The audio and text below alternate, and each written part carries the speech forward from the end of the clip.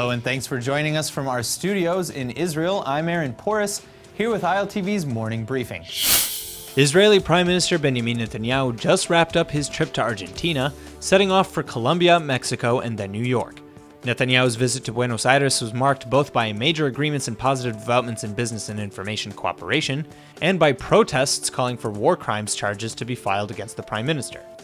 The protesters were largely ignored, though, and the first leg of the trip ended smoothly and on a very high note. Later setting off for Colombia, Netanyahu touched down just for a few hours in Bogota, but in that time managed to discuss with the Colombian president his plan to help Colombia clean up after its 52-year-long and bitter war with the FARC. Colombian President Juan Manuel Santos said, quote, "Israel has been a friend and ally of Colombia, and lately it has been a great ally in the construction of peace in our country.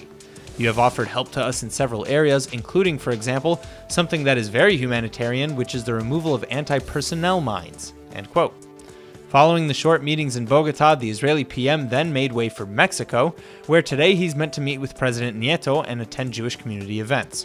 On Friday, he'll head for New York to meet with Trump and speak at the United Nations, before returning to Israel early next week.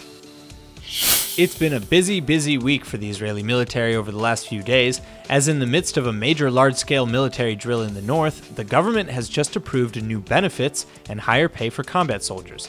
As part of the new initiative to increase motivation to join combat units, the IDF will now be raising wages of combat soldiers from 1,600 shekels to 2,000 shekels per month in the third year of service, will give each soldier a cash-loaded card to spend on anything from supplies to entertainment, create scholarships to send soldiers to school, will provide better equipment at the expense of the state, allow combat soldiers to ride public transportation for free even in plain clothing, and more. IDF Chief of Staff Gadi Eisenkot said the idea is that the state should show devotion to those who protect it.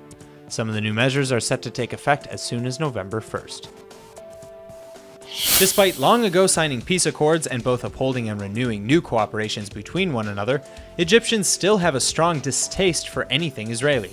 This fact is no better exemplified than by a new incident that has the whole Egyptian government up in arms. An 8th grade textbook with a map of the Middle East dared to show an Israeli flag and not a Palestinian one. The incident began when historian Bassam al-Shama noticed the map and contacted the publisher to complain. Al-Shama suggested a notice be issued to remove the map from books in schools and libraries. The publisher said that such a notice would be too difficult to execute, but that it would rectify the issue in all future copies. Well, that wasn't good enough for Bassam al-Shama, who then took the story to Egyptian news outlets. Once word spread, the Education Ministry then got involved. An investigation into how the map was ever allowed to be published has even been launched. The head of the General Education Department first demanded to see a copy, then vowed to find out who supervised, edited, and allowed the book to be published, as well as promised to pull the book from stores and bar its distribution.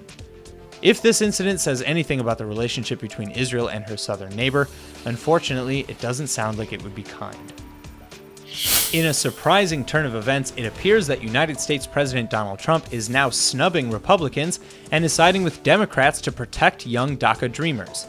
After attending a White House dinner where Republicans were not invited, Senate and House Democratic leaders Chuck Schumer and Nancy Pelosi released a statement describing an agreement that the parties had reached. They said, quote, "We agreed to enshrine the protections of DACA into law quickly and to work out a package of border security, excluding the wall, that's acceptable to both sides." End quote. While the White House later denied agreeing to exclude the wall from their plan, they did confirm subverting the Republicans at the dinner and working to aid the 800,000-plus Dreamers that are benefiting from the Deferred Action for Childhood Arrivals, or DACA, initiative. DACA gives temporary work visas and protects certain immigrants, even those brought illegally, from deportation. Trump stated later at a bipartisan meeting at the White House that, quote, "We don't want to forget DACA. We want to see if we can do something in a bipartisan fashion so that we can solve the DACA problem and other immigration problems." End quote. It was a pretty unlucky day for Israeli adventurers yesterday, as 6 Israeli hikers got way in over their heads in the wild. First, an Israeli man in Spain died on Tuesday from apparent hypothermia in the Pyrenees Mountains. He and his girlfriend were hiking when they got lost. When another hiking group happened to find them 2 days later, they reached out for help and got the couple to the hospital. The woman was in moderate condition, but her boyfriend was pronounced dead shortly after arrival. As for the other 5 hikers, thankfully for them, help arrived just in time after they got stranded in the mountains in Mongolia, also on Tuesday. When the 4 Israeli men and 1 woman were stranded by the weather, they activated a Magnus International search and rescue location device, which alerted authorities to their issue. An emergency helicopter was scrambled but took multiple trips around the mountain area to find the distressed hikers, stopping only to refuel. The hikers were extracted nearly 24 full hours after they'd initially been lost. That's all for now. I'm Aaron Porras, and see you later with our main daily broadcast from Israel at 2 p.m. Eastern Time.